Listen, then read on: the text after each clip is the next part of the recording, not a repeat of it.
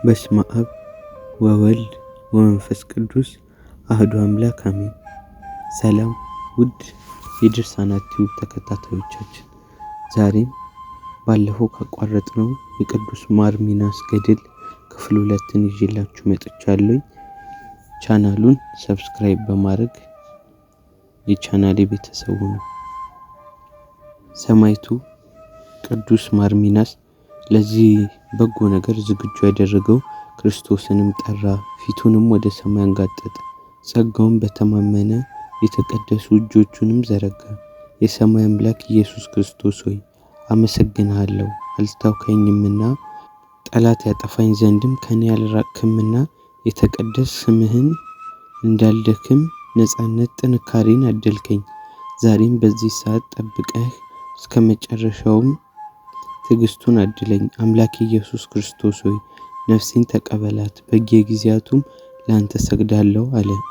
ይህ ነገር ከተናገረ በኋላም ወደ ምስክርነቱ ቦታ ወደ ሰማዕትነቱ ቦታ ሄደ። ፈጥኖም አንገቱን ሰጠ፣ በሰይፍም መቱት፣ ራሱም ከአንገቱ ተለየ። ወታደሮችም የተቀደሰ ስጋውን ተሸከሙት፣ ከእሳትም ጣሉት። ያመኑ ወንድሞች ወታደሮች በዚያ ነበሩ፣ ፈጽመውም ብዙዎች ነበሩ። እሳቱንም አጠፉ፣ አስክሬኑንም በተከበሩ ልብሶችና በብዙ ሽቶም ገነዙት። ከነርሱ ወደ አንድ ቤት ወስደው ትዕግስትን ያደለው እግዚአብሔርን አመሰገኑ። በፍጹም ደስታ ወደ ሳጥን አስገቡት። በሰውነቱም የእሳት ምልክት አልነበረበትም። ምስክርነቱም ህዳር 15 ቀን እንዲህ ተፈጸመ። ወደ እውነተኛ ንጉሥ ወደ ጌታችን ወደ ኢየሱስ ክርስቶስም ሄደ።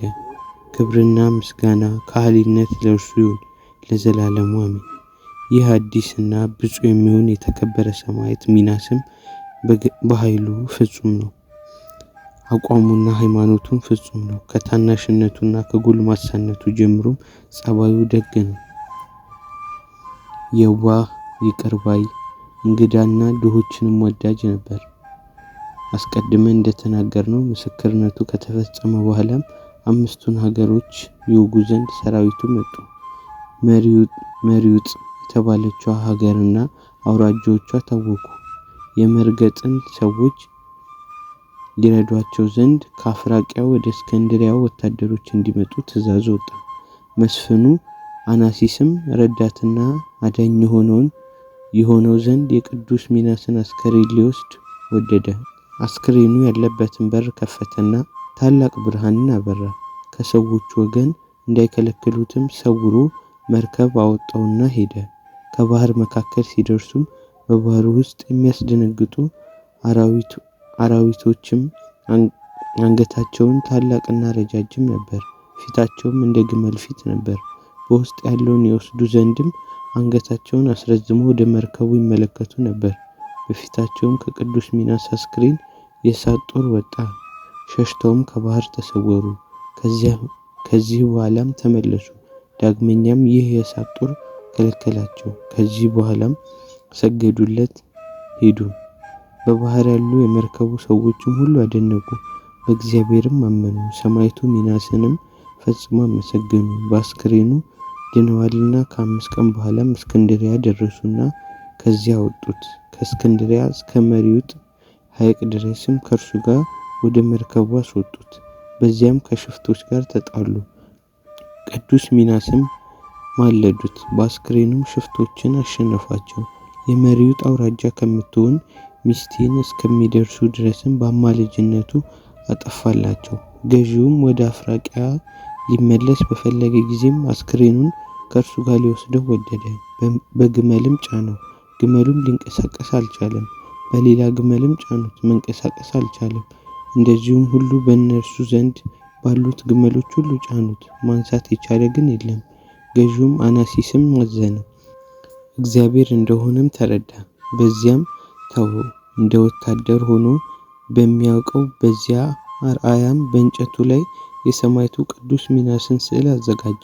ግመል የሚመስሉ አራዊትን ስዕሉን ከእግሩ በታች አዘጋጀ፣ ሰገደለትም። ያችን ምስልም ስለ አማላጅነቱ ከቅዱስ ሚናስ አስክሬን አስቀመጣት። ከዚያ በኋላም በባህር ድህነትና መጠጊያ ትሆነው ዘንድ ከእርሱ ጋር ወሰዳት። አስክሬኑም ከማይነቅዝና ከማያረጅ እንጨት ሳጥን ሰራ። በዚያ ቦታም ቀበረው። ከሰራዊቱ ጋርም ወደ ሀገሩ ተመለሰ። እግዚአብሔር በወደደ ጊዜም በቅዱስ ሚናስ አስክሬን ኃይሉን ታምራቱን ይገልጥ ነበር። የሚያነክስ ሰውም ወደዚያ ቦታ ሄደ። በሰማዕቱ በቅዱስ ሚናስ መቃብር ላይ የሚያበራ ብርሃንንም ተመለከተ። ወደ እርሱ ቀረበና ተጠጋው። በዚያም መንገደኞች ቆመው ነበሩና አባቱን ፈለገውና በዚያ አገኘው። መታውም በፊታቸውም እየዘለለ ሮጠ። እግሩም ዳነ። በዚያ ሁሉ ሰዎችም አደነቁ።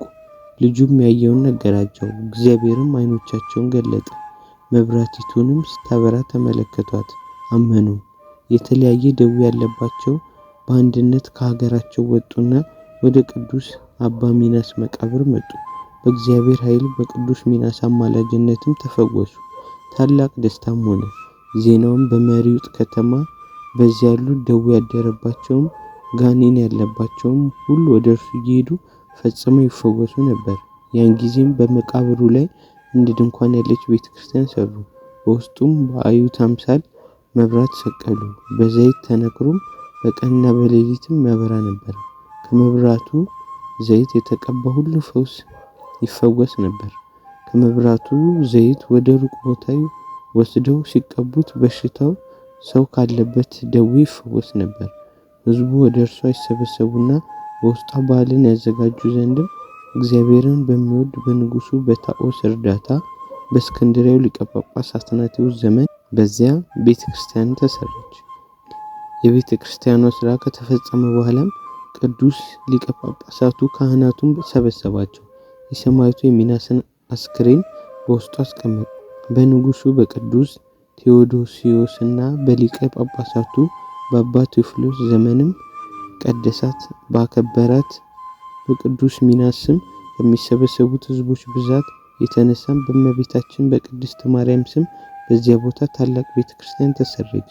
በንጉሱ በዜኖን ዘመንም ወደ እርሷ መጣ። በዚያም ቤቶችን ሰሩለት። በዚያ ቤታቸውን ይሰሩ ዘንድም ከተማውን አዘዙ። የግብፅ ሀገር ገዢዎችም በዚያ ቤታቸውን ሰሩ። ከሚታየው ተአምር ብዛት የተነሳም ዘውትር ወደ እርሱ ይመጡ ነበር። በሊቀ ጳጳሱ በጢሞቴዎስ ዘመንም በዚያች ታላቅ ሀገር የተደረገ ወይም ተፈጸመ። ንጉሱ ዜኖንም ስም አወጣላት። በዚያም ፈጽሞ ብዙ ሰዎች ነበሩ።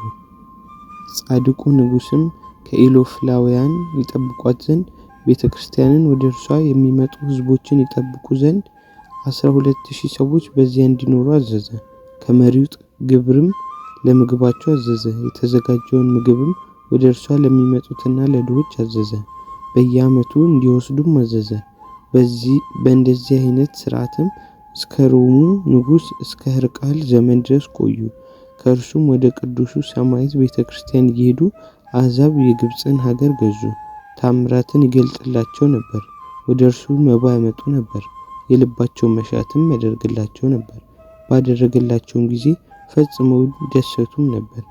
የታምራቱን የሥነ ምግባሩ ዜና የጸሎቱ ኃይል በእግዚአብሔር ዘንድ እስከ ዓለም ዳርቻ ደርሷልና እግዚአብሔር አምላካችን መድኃኒታችን ኢየሱስ ክርስቶስንም በቅድስት ድንግል ማርያም በሰማዕታትና በቅዱሳን አማላጅነት እኛን የጥምቀት ልጆች ይጠብቀን ዘንድ እንለምነው። አሜን። የሰማዕቱ የቅዱስ ማር ሚናስ በረከቱ ረድኤቱ በሁላችንም ዘንድ ይደር።